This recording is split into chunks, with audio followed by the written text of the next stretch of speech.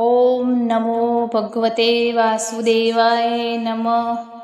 જય શ્રી કૃષ્ણ. તો મિત્રો, આજે આપણે જાણીશું ગરુડ પુરાણનો બીજો અધ્યાય. ગરુડજીએ કહ્યું, હે કેશવ, યમલોકનો રસ્તો કેટલો કઠિન છે. મને કહો કે પાપીઓ ત્યાં કેવી રીતે જાય છે. શ્રી ભગવાને કહ્યું, હે ગરુડ, હું તમને યમપથ વિશે કહી રહ્યો છું, જે અપાર દુઃખ આપે છે. ભલે તમે મારા ભક્ત છો, પણ તે સાંભળીને તમે ધ્રુજી જશો. યમપથ પર કોઈ ઝાડનો છાંયો નથી જ્યાં પ્રાણી આરામ કરી શકે. તે યમપથ પર કોઈ ખોરાક વગેરે નથી જેના દ્વારા તે પોતાનો જીવ બચાવી શકે. હે પક્ષી, ત્યાં કોઈ પાણી નથી જે ખૂબ જ તરસ્યું પ્રાણી પી શકે. ત્યાં 12 સૂર્ય પ્રલયના સમયની જેમ ચમકે છે. તે માર્ગ પર જતા પાપીને ક્યારેક બર્ફીલા પવનો દ્વારા ત્રાસ આપવામાં આવે છે, ક્યારેક કાંટાઓ દ્વારા, તો ક્યારેક ખૂબ જ ઝેરી સાપ દ્વારા કરડાવવામાં આવે છે.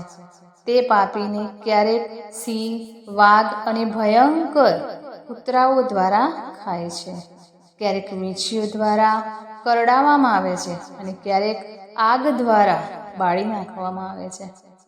પછી તે 80 પત્ર વન નામના ખૂબ જ ભયાનક અને મહાન નરકમાં પહોંચે છે, જે 2000 યોજનનું ક્ષેત્ર કહેવાય છે.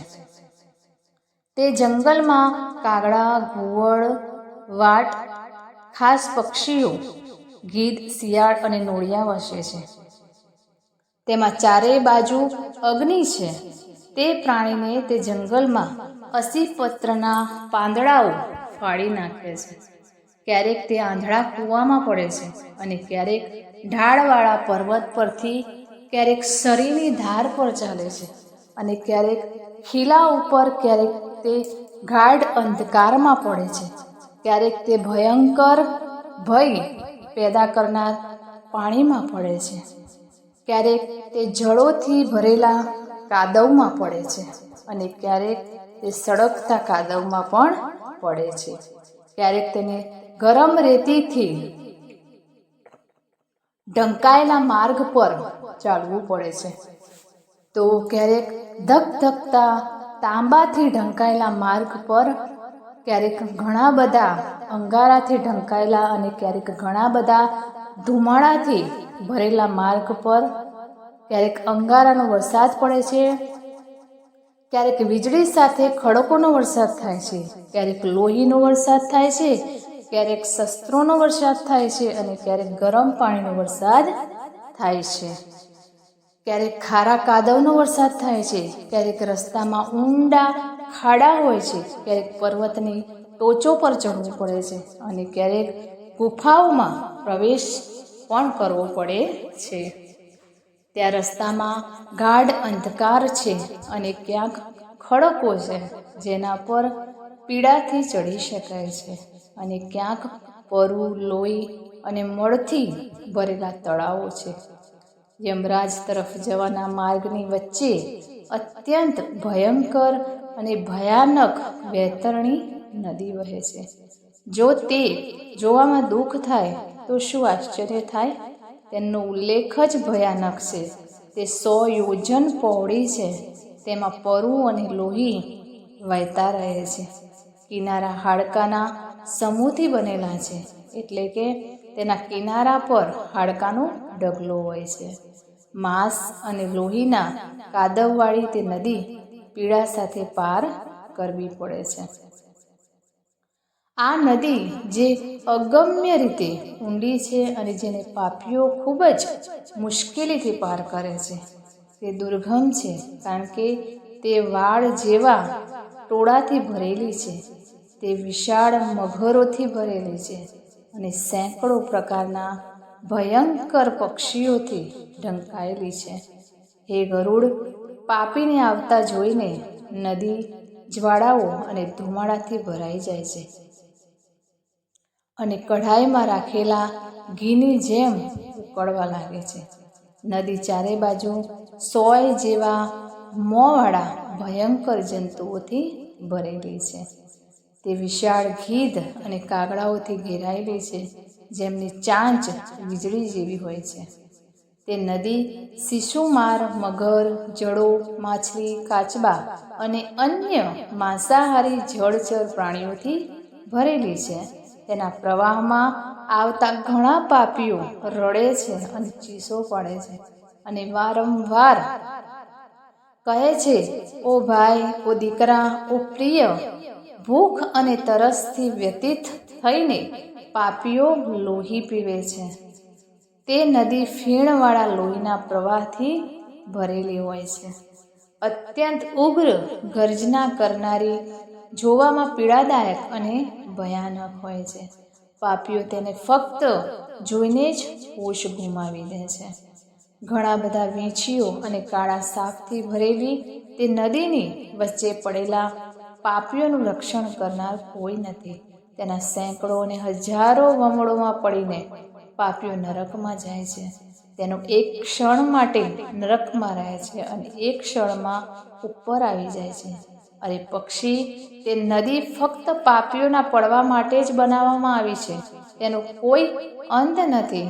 તેને પાર કરવી ખૂબ જ મુશ્કેલ છે અને તે ખૂબ પીડા આપે છે. આ રીતે દુઃખી પાપીઓ રડતા અને ચીસો પાડતા યમરાજના ખૂબ જ પીડાદાયક માર્ગ પર જાય છે, જે અનેક પ્રકારના દુઃખોથી ભરેલો છે. કેટલાક પાપીઓને ફાંસો આપવામાં આવે છે અને કેટલાકને અણીમાં ફસાવીને ખેંચવામાં આવે છે અને કેટલાકને શસ્ત્રની ટોચથી પીઠ વીંધીને પકડવામાં આવે છે. કેટલાકને નાકના છેડા પર બાંધેલા ફાંસો દ્વારા ખેંચવામાં આવે છે અને કેટલાકને કાનમાં બાંધેલા ફાંસો દ્વારા ખેંચવામાં આવે છે. કેટલાકને સમયના ફાંસો દ્વારા ખેંચવામાં આવે છે અને કેટલાકને કાગડાઓ દ્વારા ખેંચવામાં આવે છે. તે પાપીઓ ગળામાં, હાથ પગમાં સાંકળોથી બંધાયેલા અને પીઠ પર લોખંડના ભાર લઈને ચાલતા હોય છે. યમના અત્યંત ઉગ્ર દૂતો દ્વારા ગદાથી માર મારવામાં આવતા તેઓ પોતાના મોંમાંથી લોહી ઉલટી કરે છે અને ફરીથી ઉલટી થયેલું લોહી પીવે છે. તે સમયે પોતાના દુષ્કૃત્યો વિશે વિચારીને પ્રાણીઓ ખૂબ જ પસ્તાવો અનુભવે છે અને અત્યંત દુઃખમાં યમલોક જાય છે. આમ યમના માર્ગ ચાલતી વખતે તે મંદ બુદ્ધિ ધરાવતો વ્યક્તિ પશ્ચાતાપની અગ્નિમાં બળતો રહે છે. પોતાના પુત્રો અને પૌત્રોને અરે અરે કહેતો વિલાપ કરે છે. તે વિચારે છે કે મહાન પુણ્યને કારણે માનવ જન્મ મળે છે, પરંતુ તે પ્રાપ્ત કર્યા પછી પણ મેં ધર્મના માર્ગ પર ચાલ્યો નથી. મેં શું કર્યું છે? મેં દાન આપ્યું નથી, અગ્નિમાં હવન કર્યું નથી, તપસ્યા કરી નથી, દેવતાઓની પૂજા કરી નથી, નિયમો અનુસાર તીર્થ યાત્રા કરી નથી. તેથી હે જીવ, તમે જે કર્યું છે તેનું ફળ તમે ભોગવો છો. હે આત્મા, તે બ્રાહ્મણોની પૂજા કરી નથી, દિવ્ય નદી ગંગાની મદદ લીધી નથી, સત્પુરુષોની સેવા કરી નથી, ક્યારેક બીજાઓને મદદ કરી નથી. તો હે આત્મા, હવે તે જે કર્યું છે તેનું ફળ ભોગવ. તે માણસો, પ્રાણીઓ અને પક્ષીઓ માટે પાણી વગરના વિસ્તારમાં જળાશય બનાવ્યો નથી. તે ગાયો અને બ્રાહ્મણોની આજીવિકા માટે મોટો પણ પ્રયાસ કર્યો નથી. તેથી હે આત્મા, તે જે કર્યું છે તેનાથી પોતાને ટકાવી રાખ. તમે દરરોજ દાન આપતા નહોતા, ગાયોના દૈનિક ચારાની વ્યવસ્થા કરતા નહોતા, વેદ અને શાસ્ત્રોના શબ્દોને પુરાવા તરીકે સ્વીકારતા નહોતા, પુરાણો સાંભળતા નહોતા, વિદ્વાનોની પૂજા કરતા નહોતા. તેથી હે આત્મા, હવે તમે જે કુકર્મો કર્યા છે તેનું પરિણામ ભોગવો. સ્ત્રી આત્મા પણ પસ્તાવો કરે છે અને કહે છે કે હે મારા પતિના કલ્યાણકારી આદેશોનું પાલન કર્યું નથી, ક્યારેક પવિત્રતાના ધર્મનું પાલન કર્યું નથી અને ક્યારેક વડીલોને યોગ્ય માન આપ્યું નથી. તેથી હે શરીર, હવે તમે જે કર્યું તેનું ફળ ભોગવો. મેં મારા પતિની ધર્મની સમજણ સાથે સેવા કરી નથી અને તેમના મૃત્યુ પછી તેમના શરીરમાં પ્રવેશ કરીને તેમનું પાલન કર્યું નથી. વિધવા થયા પછી ત્યાગનું જીવન જીવ્યું નથી. તેથી હે શરીર, હવે મેં જે કર્યું તેનું ફળ ભોગવું. મેં મહિનાઓ સુધી ઉપવાસ કરીને અને ચંદ્રાયાણ વ્રત વગેરે જેવા વિસ્તૃત નિયમોનું પાલન કરીને મારા શરીરને સૂકવ્યું નથી. મને પાછલા જન્મમાં કરેલા ખરાબ કાર્યોને કારણે અનેક પ્રકારના દુઃખ મેળવવા માટે સ્ત્રી શરીર મળ્યું છે. આ રીતે અનેક રીતે વિલાપ કર્યા પછી અને પોતાના પાછલા શરીરને યાદ કર્યા પછી તે યમરાજના માર્ગ પર ચાલે છે. મારું માનવ શરીર ક્યાં ગયું એવું બૂમ પાડે છે. એ તક્ષ આમ 17 દિવસ સુધી પવનની ગતિએ એકલા ચાલતા 18મા દિવસે ભૂત સૌમ્યપુર પહોંચે છે. તે સુંદર અને ઉત્તમ સૌમ્યપુરમાં ભૂતોનો એક મોટો સમૂહ રહે છે. ત્યાં પુષ્પભદ્રા નદી અને ખૂબ જ સુંદર દેખાતું વડનું વૃક્ષ છે. તે નગરમાં તેને યમના દૂતો દ્વારા આરામ કરવામાં આવે છે. ત્યાં દુઃખી થઈને તે તેની પત્ની અને બાળકો પાસેથી મળેલા સુખોને યાદ કરે છે. જ્યારે તે પોતાની સંપત્તિ, નોકરો અને પૌત્રો વિશે વિચારવાનું શરૂ કરે છે ત્યારે ત્યાં રહેતા યમના સેવકો તેને આ રીતે કહે છે: સંપત્તિ ક્યાં છે? પુત્ર ક્યાં છે? પત્ની ક્યાં છે? મિત્ર ક્યાં છે? સગાવાલા ક્યાં છે? ઓ મૂર્ખ પ્રાણી, ફક્ત તેના કર્મનું ફળ ભોગવે છે. તેથી લાંબા સમય સુધી યમના આ માર્ગ પર ચાલો. હે બીજા વિશ્વના મુસાફર, તમે જાણો છો કે મુસાફરની શક્તિ અને ટેકો એક જ માર્ગ છે, જેના માટે તમે કોઈ પ્રયાસ કર્યા નથી. તમને ખબર પણ નહોતી કે તમારે તે માર્ગ પર ચોક્કસ ચાલવું પડશે અને તે માર્ગ પર કોઈ વ્યવહાર થઈ શકતો નથી. આ વાત માર્ગ પરના બાળકોને પણ ખબર છે. હે માણસ, શું તમે આ સાંભળ્યું નથી? શું તમે બ્રાહ્મણોના મુખમાંથી પુરાણોના શબ્દો સાંભળ્યા નથી? આટલું કહીને આત્માને ગદાથી મારવામાં આવે છે, પડીને દોડાવવામાં આવે છે અને બળજબરીથી ફાંસો ખેંચવામાં આવે છે. અહીં સ્નેહ કે દયાને કારણે તે તેના પુત્રો અને પૌત્રો દ્વારા આપવામાં આવેલ માસિક પ્રસાદ ખાય છે. તે પછી આત્મા સૌરીપુર માટે પ્રયાણ કરે છે. તે સૌરીપુરમાં જંગમ નામનો રાજા રહે છે, જે મૃત્યુનું રૂપ ધારણ કરે છે. તેને જોઈને આત્મા ગભરાઈ જાય છે અને આરામ કરવા માંગે છે. જે આત્મા તે શહેરમાં ગયો છે તે તેના સંબંધીઓ દ્વારા આપવામાં આવેલ 3 દિવસનો ખોરાક અને પાણી ખાઈને તે શહેર પાર કરે છે. ત્યારબાદ ભૂત ઝડપથી નાગેન્દ્ર ભવન તરફ જાય છે અને ત્યાંના ભયાનક જંગલો જોઈને તે દુઃખથી રડે છે. જ્યારે તેને નિર્દય દૂતો દ્વારા ખેંચવામાં આવે છે ત્યારે તે વારંવાર રડે છે અને 2 મહિનાના અંતે તે દુઃખમાં ત્યાં જાય છે. સંબંધીઓ દ્વારા આપવામાં આવેલ પ્રસાદ, પાણી અને કપડાં ખાધા પછી યમ કિંકરો દ્વારા તેને વારંવાર ફાંસી વડે આગળ ખેંચવામાં આવે છે. 3જા મહિનામાં તે ગંધર્વનગર પહોંચે છે અને ત્યાં ત્રિમાસિક પ્રસાદ ખાધા પછી આગળ વધે છે. 4થા મહિનામાં તે શૈલગામપુર પહોંચે છે અને ત્યાં ભૂત પર ઘણા પથ્થરોનો વરસાદ થાય છે. ત્યાં 4થા માસિક પ્રસાદ ખાધા પછી તે થોડો ખુશ થઈ જાય છે. ત્યારબાદ 5મા મહિનામાં ભૂત ક્રોચપુર પહોંચે છે. કોચપુરમાં રહેતો તે ભૂત સંબંધીઓ દ્વારા આપવામાં આવેલ 5મા માસિક પ્રસાદ ખાધા પછી ક્રૂરપુર જાય છે. 5.5 મહિના પછી સંબંધીઓ દ્વારા આપવામાં આવેલ 5મા માસિક પ્રસાદ અને ઘટદાનથી સંતુષ્ટ થઈને ત્યાં અડધા મુહૂર્ત માટે આરામ કરે છે અને યમના દૂતોથી ડરીને તે શહેરને દુઃખથી ધ્રુજતો છોડીને ચિત્રભવન નામના શહેરમાં જાય છે, જ્યાં યમનો નાનો ભાઈ વિચિત્ર નામનો રાજા શાસન કરે છે.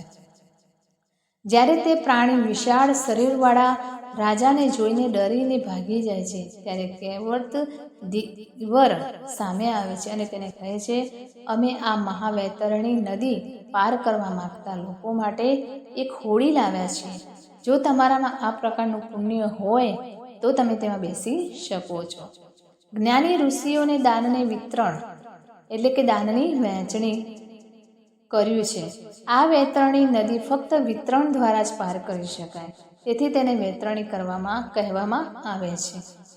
જો તમે વૈતરણીમાં ગાયનું દાન કર્યું હોય તો હોડી તમારી પાસે આવશે, નહીંતર નહીં. આવો શબ્દ સાંભળીને ભૂત કહે છે, હે ભગવાન. તે ભૂતને જોઈને નદી ઉકળવા લાગે છે અને તેને જોઈને ભૂત ખૂબ રડવા લાગે છે. જે પાપીએ પોતાના જીવનમાં ક્યારેય દાન કર્યું નથી તે જ વૈતરણીમાં ડૂબી જાય છે. પછી આકાશમાંથી મુસાફરી કરતા દૂતો તેના મોંમાં હોક મૂકીને તેને માછલીની જેમ વાંસળી વડે ખેંચીને પાર લઈ જાય છે. ત્યાં 6ઠ્ઠા માસિક પ્રસાદ ખાધ્યા પછી તે ખૂબ ભૂખને કારણે રડતો આગળ વધે છે. 7મા મહિનામાં તે બહવબતપુર જાય છે અને ત્યાં તેના પુત્રો દ્વારા આપવામાં આવેલ 7મા માસિક પ્રસાદ ખાય છે. હે પક્ષીઓના રાજા ગરુડ, તે શહેર પાર કર્યા પછી તે દુઃખદ શાસનના શહેરમાં જાય છે. આકાશમાંથી પસાર થતી વખતે તે ખૂબ જ દુઃખ અનુભવે છે. ત્યાં તે 8મા મહિનામાં તેને અપહરણ કરાયેલું ભોજન ખાય છે અને આગળ વધે છે. અને 9મો મહિનો પૂર્ણ થયા પછી તે નાનકરંદપુર પહોંચે છે. ત્યાં ઘણા ભયાનક રડતા લોકોને જોઈને ખાલી હૃદયવાળો વ્યક્તિ પોતે દુઃખી થઈ જાય છે અને રડવા લાગે છે.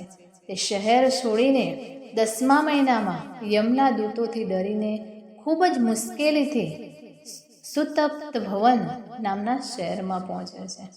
ત્યાં પોતાના પુત્રો પાસેથી પિંડદાન અને જલાંજલિ પ્રાપ્ત કર્યા પછી પણ તે ખુશ નથી.